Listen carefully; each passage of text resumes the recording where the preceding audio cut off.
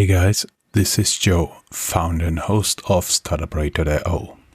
As you guys may already know, I've run this podcast full-time since January 2021. I'm very happy to announce that Anchor FM is my sponsor for this podcast. If you haven't heard about Anchor, it's the easiest way to make a podcast. Let me explain. It's free and it's easy to use, even for a newbie. They're creation tools that allow you to record and edit your podcast right from your phone or computer. Anchor will distribute your podcast for you so it can be heard on Spotify, Apple Podcasts, and many more. You can make money from your podcast with no minimum listenership. It's everything you need to make a podcast in one place. Download the free Anchor app or go to anchor.fm to get started.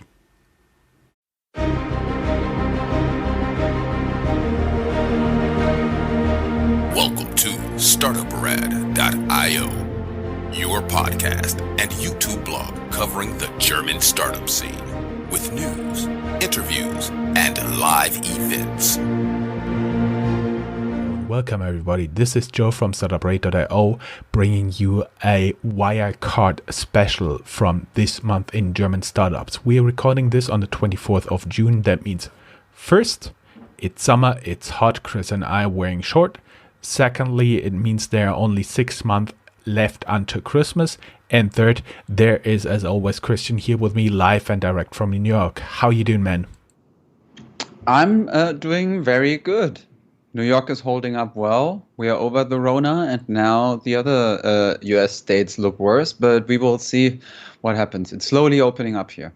But we have bigger fish to fry, as they say, because Wirecard is making really, really big headlines in Germany, and you looked into it. So probably you can tell us first, what is Wirecard doing exactly?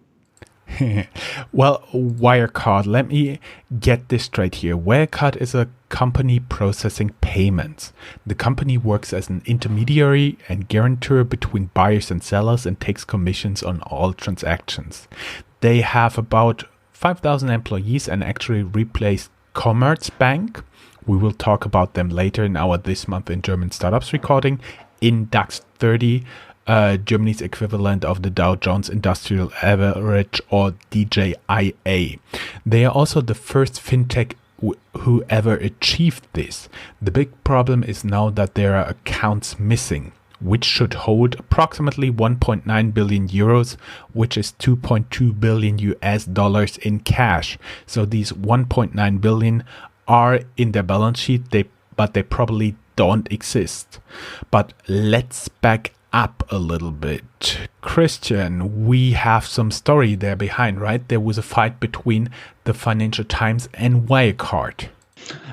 So the whole story has been going on for quite a while because the situation there was quite mysterious has been quite mysterious for a couple of weeks now. So we also started writing about Wirecard and the coverage of the Financial Times of the company in May. We have a blog post about that. But basically it all started in January 2019. And the story started with a manager of Wirecard accused by the Financial Times of money laundering and fraud. There have been other articles, but all this has led to a special audit of Wirecard by KPMG. Wirecard in Germany is audited by EY, formerly Ernst & Young, and the KPMG report said that Wirecard did not deliver all documents, or those that they delivered were oftentimes months too late. Then for the audit of transaction data of 2016 and 17, assistance from TPA partners was required but failed to materialize. Several documents have been obtained by KPMG only in copy and almost exclusively in electronic copies, and they couldn't be further verified. Then there was a third-party business. KPMG did not receive sufficient documents to make a forensic investigation in the transactions related to third-party business 2016 to 2018. And then escrow accounts worth 1 billion euros had not sufficiently proven payments in.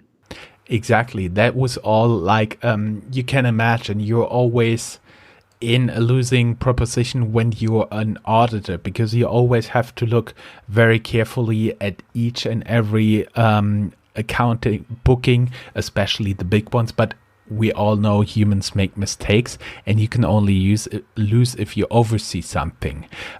But when you have a special audit of one of your audit clients, of course, you have to look more thoroughly. Therefore, this led the auditor EY looking even more closely in the 29 balance sheet and demanding more documentation.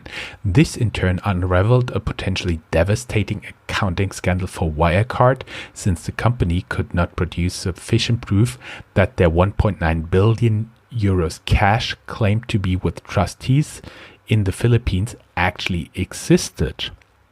The CEO, Markus Braun, had to step down immediately, and the publication of the 2019 balance sheet has to be postponed again. You can read more in the second blog article we have there.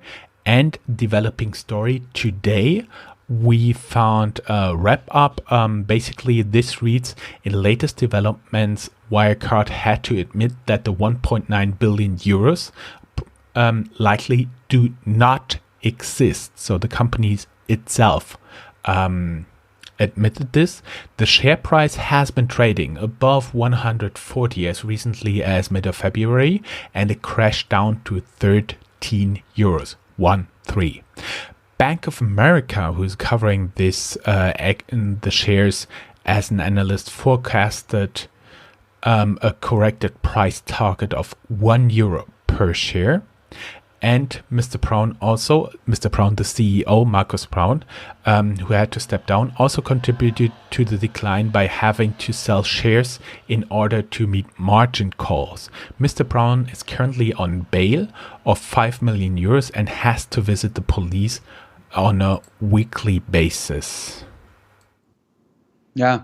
So, I mean, to sum it up, you have whenever you buy something and Wirecard supports the system there, which Wirecard actually does because it's working in the background of a lot of transactions in Germany, online, but also offline in coffee shops, etc. What Wirecard did was it guaranteed that the money will actually flow.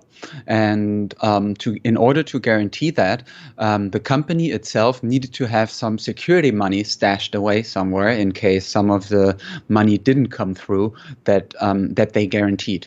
This stashed away guarantee money was supposedly in the Philippines, and one of the in those accounts that was like 1.9 billion euros in cash.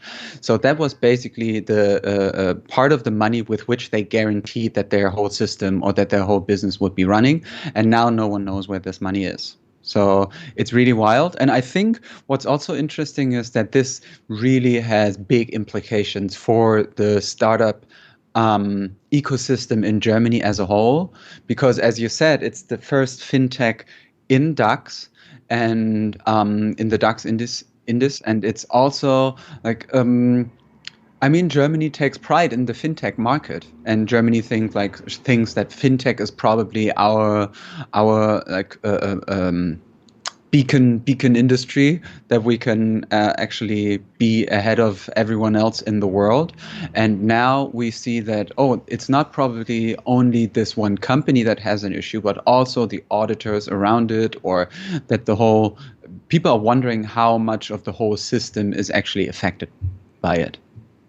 Yes, personal forecast, it will be much tougher for other fintechs to be either listed or approached like SDAX, MDAX, and the big DAX. As you can imagine, one is for medium and one is for small caps.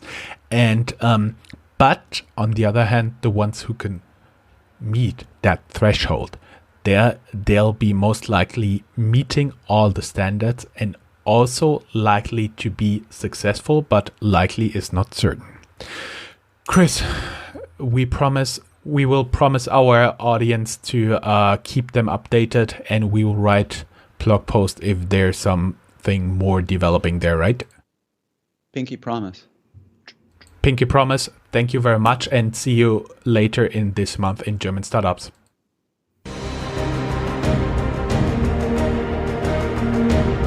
That's all, folks.